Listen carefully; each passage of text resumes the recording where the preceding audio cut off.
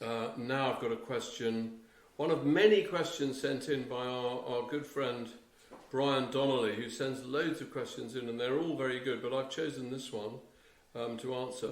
Which work of art would you choose to represent the threshold, in the sense of being the point at which something changes between classical and modern art? Now, I think that's a great question, and I immediately thought of a painting, and then I immediately thought of another painting, so it's sort of moving the goalposts. But I think if I were going to just choose one picture where it's clearest, where I feel that it's clearest, that picture would be Géricault's The Raft of the Medusa, the form of which is perfectly classical.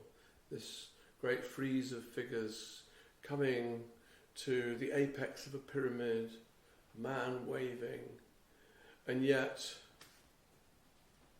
although the composition is so classical and seems to hint at the eternal truths of the classical tradition, it's a painting that absolutely strands you, sets you adrift quite literally on the oceans. It's a painting about the fact that the world now seems meaningless, that God is dead, the king is dead, Napoleon is dead, the age of empire is dead, the dreams of conquest that have thrilled the French soul for this long period of the Napoleonic, all of that is dead, and all that's left is the shell, the hollow shell of what looks at first sight like a Napoleon propaganda picture, but has actually been emptied out of all of that and has given this new meaning. And he's saying to the people of France, to the people of Europe, we are now on this ocean.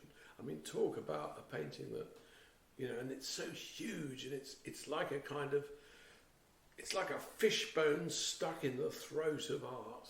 It's a great picture. And as soon as I'd thought that about the Raft of the Medusa, I thought, well, what about Manet? What about the Déjeuner sur l'herbe or Olympia? These pictures that look like classical pictures in the same way that Géricault's does, but actually deliver something completely disconcertingly modern. Maybe they take their cue from the Géricault, but they do equally sort of tell us that something has changed. But great question, Brian. I'm still thinking about how to answer it, and I'll be thinking about it after I've finished this answer. So, we'll revisit it maybe in a lecture. Cheers.